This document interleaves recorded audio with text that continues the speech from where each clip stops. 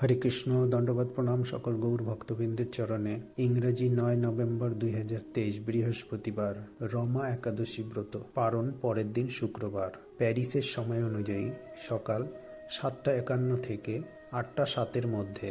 বাংলাদেশের সময় অনুযায়ী সকাল 6:09 থেকে 9:51 মধ্যে।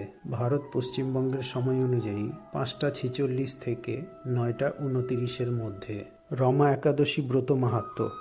এক সময় যুধিষ্ঠির মহারাজ শ্রীকৃষ্ণকে বললেন, হে জনার্দন, কার্তিক মাসের কৃষ্ণপক্ষের একাদশীর নাম ও মাহাত্ম্য কৃপা করে আমাকে বলুন। শ্রীকৃষ্ণ বললেন, হে রাজন, মহাপাপ দূরকারী সেই একাদশী রমা নামে বিখ্যাত। আমি এখন এই মাহাত্ম্য বর্ণনা করছি, আপনি তা মনোযোগ সহকারে শ্রবণ করুন। পুরাকালে মুচুকুন্দ নামে একজন সুপ্রসিদ্ধ রাজা ছিলেন। দেবরাজ ইন্দ্র, যম, বরুণ ও ধনপতি কুবেরের সাথে তার বন্ধুত্ব ছিল। ভক্তশ্রেষ্ঠ বিভীষণের সাথেও তার অত্যন্ত সদ্ভাব ছিল। তিনি ছিলেন বিষ্ণু ভক্ত ও সত্য প্রতিজ্ঞ। এই রূপে তিনি ধর্ম অনুসারে রাজ্য শাসন করতেন। চন্দ্রভাগা নামে তার একটি কন্যা ছিল। চন্দ্রসেনের পুত্র শোভনের সাথে তার বিবাহ হয়েছিল। শোভন এক সময় শ্বশুর বাড়িতে এসেছিল। দৈবক্রমে সেই দিনই ছিল একাদশী তিথি। স্বামীকে দেখে পতিপরায়ণা চন্দ্রভাগা মনে মনে চিন্তা করতে লাগল, হে ভগবান, আমার স্বামী অত্যন্ত দুর্বল, তিনি ক্ষুধা সহ্য করতে পারেন না। এখানে আমার পিতার শাসন খুবই কঠোর। দশমীর দিন তিনি নাগরা বাজিয়ে ঘোষণা করে দিয়েছেন যে একাদশীর দিনে আহার নিষিদ্ধ। আমি এখন কি করি? রাজার নিষেধাজ্ঞা শুনে শোভন তার প্রিয়তমা পত্নীকে বলল, হে প্রিয়ে, এখন আমার কি কর্তব্য তা আমাকে বলো। উত্তরে রাজকন্যা বলল, হে স্বামী, আজ এই গৃহে এমনকি রাজ্য মধ্যে কেউই আহার করবে না। মানুষের কথা তো দূরে থাকুক, পশুরাও পর্যন্ত অন্ন জল মাত্র গ্রহণ করবে না। হে নাথ, যদি তুমি এই থেকে পরিত্রাণ চাও তবে নিজ গৃহে প্রত্যাবর্তন করো। এখানে আহার করলে তুমি সকলের নিন্দাভজন হবে এবং আমার পিতাও ক্রুদ্ধ হবেন। এখন বিশেষভাবে বিচার করে যা ভালো হয় তুমি তাই করো।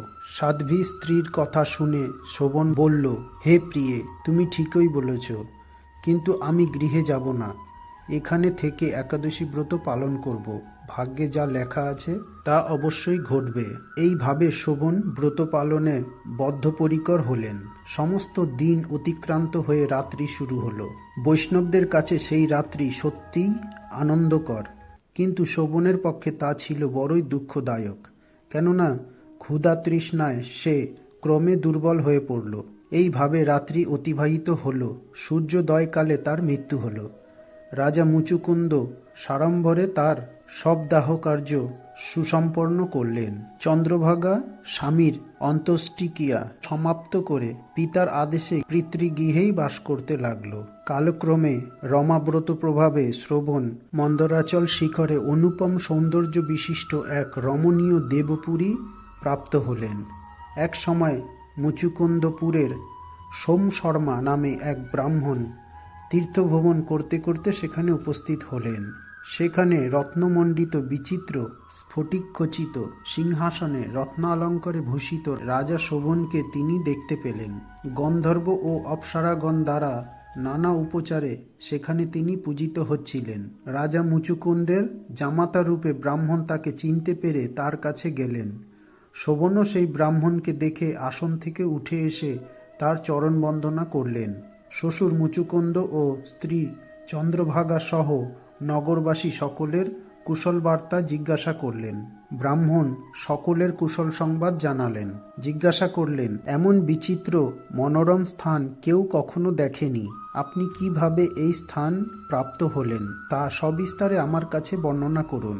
শোভন বললেন যে কার্তিক মাসের কৃষ্ণপক্ষিয়া রমা একাদশী সর্বব্রতের মধ্যে শ্রেষ্ঠ। আমি তা শ্রদ্ধারহিত ভাবে পালন করলেও তার আশ্চর্যজনক এই ফল লাভ করেছি। আপনি কৃপা করে চন্দ্রভাগাকে সমস্ত ঘটনা জানাবেন।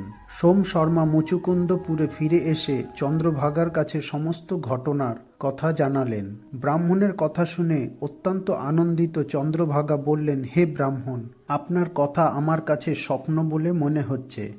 তখন সোম শর্মা বললেন, হে পুত্রী, সেখানে তোমার স্বামীকে আমি স্বয়ং স্বচক্ষে দেখেছি। অগ্নিদেবের মতো দীপ্তিমান তার নগরও দর্শন করেছি, কিন্তু তার নগর স্থির নয়। তা যাতে স্থির হয় সেই মতো কোনো উপায় করো। এসব কথা শুনে চন্দ্রভাগা বললেন, তাকে দেখতে আমার একান্ত ইচ্ছা হচ্ছে। আমাকে এখনই তার কাছে নিয়ে চলুন। আমি ব্রত পালনের পূর্ণ প্রভাবে এই নগরকে স্থির করে দেব।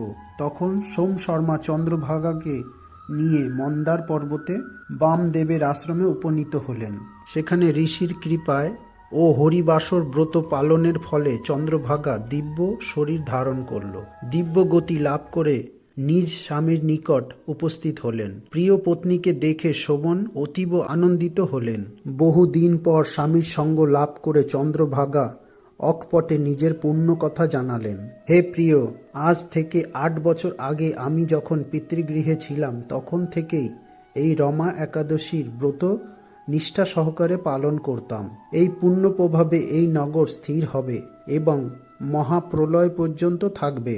হে মহারাজ, মন্দারাচল পর্বতের শিখরে শোভন স্ত্রী চন্দ্রভাগা সহ দিব্য সুখ ভোগ করতে লাগলেন। পাপ নাশিনী ও ভুক্তি মুক্তি প্রদায়িনী রমা একাদশীর মাহাত্ম্য আপনার কাছে বর্ণনা করলাম। যিনি এই একাদশী ব্রত শ্রবণ করবেন তিনি সর্বপাপ মুক্ত হয়ে বিষ্ণুলোকে পূজিত হবেন। সকল ব্রতের শ্রেষ্ঠ ব্রত একাদশী ব্রত অবশ্যই পালন করবেন। হরে কৃষ্ণ।